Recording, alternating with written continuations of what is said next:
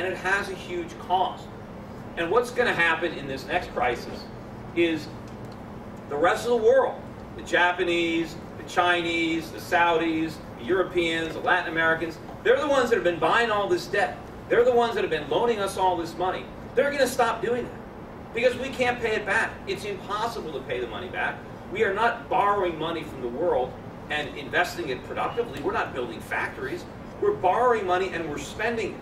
We're blowing it. There's nothing left. There's no capital there. So we can't pay the loans back. The world is going to stop lending. And when they do, they're not going to have to buy our dollars anymore. They're not going to buy our treasuries. They're not going to buy our mortgage-backed securities. And the prices of these assets are going to plunge, which means interest rates are going to go straight up, and so will consumer prices. And at that point, we're going to be in a real a catastrophe in this country. Because not only are we going to have a high level of unemployment, which is going to be much higher than what it is right now, but we're going to have double-digit inflation and double-digit interest rates and maybe triple-digit. Who knows how high it's going to get. And the government is going to have a very difficult decision to make at that point. They're going to have to finally level with the American public and tell them the truth and tell them what needs to be done, or they're going to do one more round of stimulus. And that last round of stimulus is going to be Ben Bernanke, warming up the helicopters to drop those dollar bills out from helicopters, because then it's going to be Ben Bernanke that's going to have to buy all the Treasury debt that no one else in the world wants. And if they do that, then we get something that's much worse than regular inflation. We get hyperinflation. We get prices spiraling out of control, and the value of our money is completely destroyed. And we do not want that to happen. We can't let that happen. That has been a complete disaster anywhere in the world it's happened. So hopefully, before something like that happens, maybe I can get to the United States Senate. Maybe I can get on the floor of the Senate and put a stop to this. Maybe I can stop them from raising the debt ceiling by filibustering it and forcing Congress to cut the spending. Maybe I can educate the other senators. Maybe they'll listen to me. No one listens to me as a private citizen, at least no one in government. I've convinced a lot of individuals to send me money to invest for them. But I can't influence policy. No one's ever called me to testify before any Senate committee. Even though I'm one of the only people in the country, in the world, who accurately forecasts this. I get invited. I've spoken at economic conferences all around the world, in Europe, in Asia, but I never get invited to Washington. Right? They don't want real solutions. Right? They just want platitudes. They want to pretend that more of the same is going to work, as if another round of stimulus is going to do it. They don't want to confront reality. They'd rather dismiss me and say, well, I'm just some kind of fluke. But the reality is, I understand these problems. The people who think it's the free market that caused these problems, they're the ones that didn't see them. None of these problems are associated with the free market. It wasn't the free market that gave us 0% interest rates. It was the Fed. It wasn't the free market that guaranteed everybody's mortgages. That was the government that did that. That was Freddie and Fannie. These were government creations. It wasn't the free market that insured all the bank accounts. The government did that. The government provided the moral hazards, and the government provided the cheap money that made all this stuff possible. None of it could have happened in a real market-based economy. The good news is, it's not too late. I mean, we are in a gigantic hole, right, because of what the government did. But it's not impossible to get out of it. If we can just restrain government, if we can restore sound money, if we can protect the value of the dollar, if we can get a Federal Reserve that has the courage to stand up to the politicians and raise interest rates and let the chips fall where they may, if we can let unproductive firms go bankrupt, we can free up the resources that we need to let this economy restructure on its own. Because what happened is, during this bubble, when we had all this cheap money, our economy went on a tangent that's unsustainable. We have too many people working in the service sector. We don't have enough people producing stuff. We're spending too much money. We're not saving enough money. All of this has to change. But no one's going to save if interest rates are zero. And no one's going to be able to build a business if they don't have capital. And we can't build businesses if they're smothered with taxes and regulation. One of the reasons that we're so uncompetitive in the global markets is because we face higher taxes and higher regulations than just about any other country in the world. And that's ridiculous.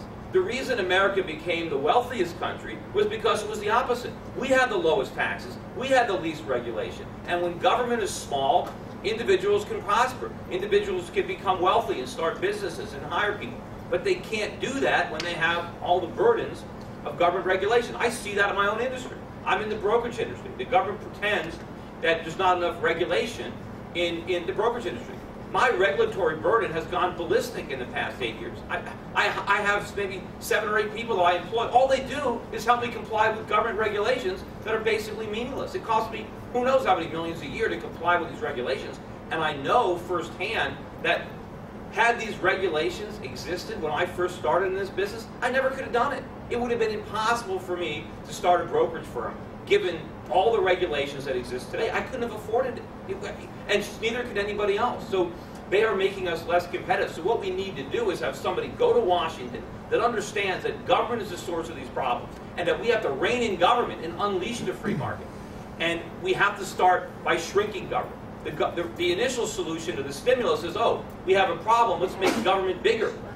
It's already too big. The only real stimulus would be to shrink government. We need to shrink what it's spent. We need to cut expenditures across the board. We need to reduce the headcount of the government. There are too many people working for government. The government is spending too much money.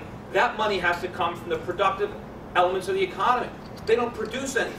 They rely on what everybody else produces, and they make it more difficult. It's like trying to run a marathon, you know, with a weight sack on your back. You can't do it. The stimulus isn't to add weight, but it's to take weight away. So hopefully, people like me, not career politicians, but individual citizens who are fed up with this and who actually understand how an economy works and how business works. We have career politicians, you know, Chris Dodd, whose seat I'm trying to take, he's been in the Senate for over 30 years. And then he was in the House of Representatives for 6 years. He's never run a business. He's never even collected a paycheck outside of government. I think he was in law school. He was in the military. You know, he's never had to live with the rules that he writes. He doesn't understand, you know, what generates wealth, where productivity comes from, where jobs come from. And he certainly is clueless about economics. None of these guys understand in Congress the consequences of the legislation they pass. They don't understand the free market, they don't understand how it works, and they don't understand government's role. Because every time there's a problem, right, it's always capitalism that gets blamed, greed that gets blamed, and they never understand the government's role in creating the crisis in the first place. And the reason that I was able to so accurately forecast the events that happened in 2008 and 2007, the ones that are going to happen later, is because I understood this. The reason that so many other people were clueless and were completely shocked and surprised, and they continue to say, well, nobody could have possibly predicted this, nobody could have seen this coming, when I not only saw it coming, but I described it in specific detail. And if anybody has any time and they want to check this out, if you go on YouTube and look up Peter Schiff Mortgage Bankers, you can see one of the presentations I made in 2006 in front of 3,000 mortgage bankers in Las Vegas, in which I laid out exactly how the mortgage market, the subprime market, Fannie and Freddie, the entire thing was going to implode. I talked about all the rating agencies and how it was a scam. I talked about the securitized products and how they were going to collapse. I mean, every single thing that happened was in that speech, and it was two years before it happened. And of course, that wasn't the first time I said it. I was talking about it at that conference in 2005, and I wrote about it in my book. But the reason I understood this is because I understood how the government regulation was corrupting the economy and corrupting the free market. I understood the effects and the moral hazards that the government was creating. And I know what the solutions are. The solutions are not more government and more regulation, more oversight. None of that is going to work. All that's going to do is make the problems worse. Every single thing that George Bush did and everything that Barack Obama has done and is threatening to do to try to help the economy has actually made it worse. And yes, they do take credit, all the TARP and the bailouts and all those things that they did. Yes, they did temporarily ease the pain. Had we let Lehman Bear Stearns fail, JP Morgan probably would have failed, and Goldman would have failed.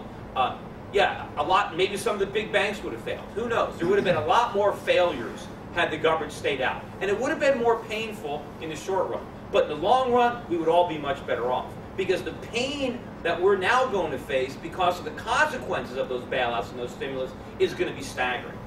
It's obvious now in hindsight, if George Bush and Alan Greenspan had stayed out in 2001 and 2002, that recession would have been more severe. But we would be in infinitely better shape right now. We never would have had a housing bubble, and all these financial institutions would still be solvent. We wouldn't be trillions and trillions of dollars